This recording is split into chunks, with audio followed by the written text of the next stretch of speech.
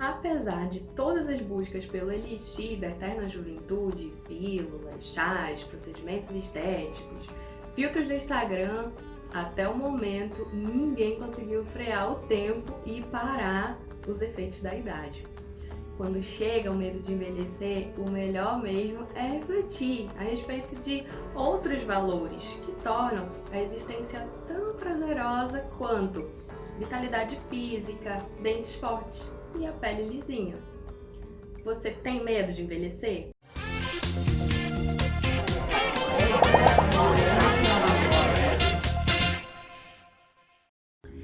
O medo de envelhecer tem a ver com diversas variáveis. Uma delas é o maior dos temores do ser humano, que é a certeza da morte. E a velhice nada mais é que um prenúncio dessa morte.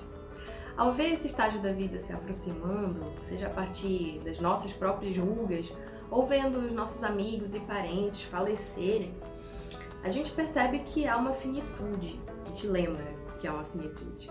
E a morte é um grande tabu ainda, pouco se fala sobre a morte, ainda que se saiba que é completamente natural e inevitável.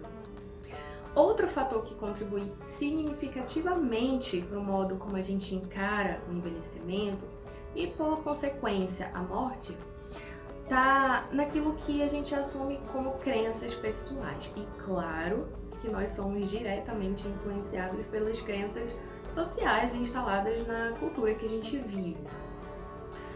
Hoje, o culto à eterna juventude e as exigências sociais para que se atendam aos pré-requisitos de beleza e de poder ganharam uma evidência muito importante. Diferentemente de outros tempos e de outras culturas que tomavam a velhice como uma fase suprema da vida, repleta de sabedoria, de respeito aos ciclos da natureza, né? Algumas tribos ainda hoje, sociedades orientais, por exemplo, supervalorizam os idosos devido a essa sabedoria.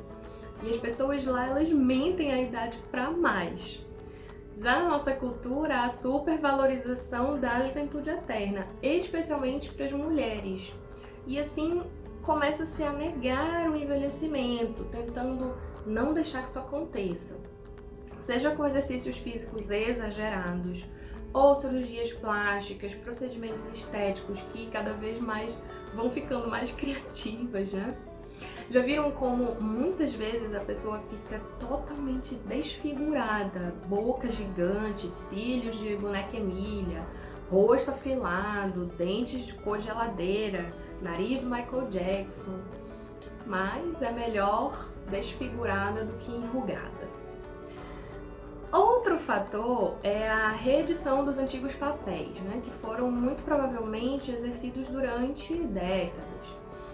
Um deles é o papel de provedor, né, ou ser responsável pelo bem-estar dos filhos da família. Mais que perder a companhia dos filhos, há a ameaça de perder a sua função dentro da família. O que dizer, por exemplo, para uma senhora que durante décadas cuidou com zelo, com afinco dos seus filhos? Como dizer para ela, olha, agora seus cuidados não são mais necessários? A gente costuma observar que muitas mães e pais tomam os cuidados dos netos, por exemplo, dentre outras coisas, como forma de manter a sua antiga posição. É bem provável que a velhice possa aparecer com o que muitos consideram solidão.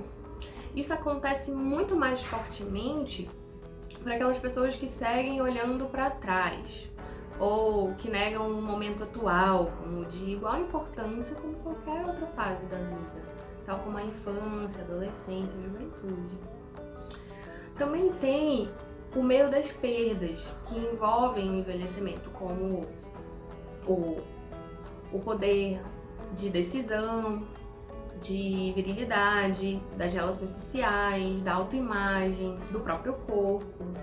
Em relação ao corpo, tem também o medo de perder a autonomia, né? De ficar numa situação clara de dependência, como que a gente observa em quadros clínicos com severas limitações físicas ou dependência financeira. E é claro que as experiências pessoais de cada pessoa vão fazer muita diferença aqui. com os idosos da sua família, da sua vizinhança, como é que eles foram ou são tratados, né? Então a pessoa ela vai se basear nisso para ela temer mais ou menos a velhice. Fora esses medos comuns e normais, existe o que a gente conhece por gerontofobia, que é o medo exagerado e disfuncional de envelhecer. Esse indivíduo, ele sente tudo isso que a gente falou de maneira exagerada, de forma a atrapalhar diretamente seu cotidiano. Ele só pensa nisso, ele tem crises ansiosas, ele sonha, ele é viciado em tratamentos estéticos, ele pode agir como jovem o tempo inteiro, procurar relacionamentos amorosos com pessoas muito mais jovens, busca inclusive apenas companhias de pessoas mais jovens, evita estar na presença de idosos. De modo mais amplo, a velhice se compõe das escolhas que a gente faz na mocidade, não como um saldo aritmético, né? Mas como um processo de construção do modo de ver, de estar na vida em todos os tempos, em todas as fases. Ter a consciência que na velhice se há perda de muitas estruturas.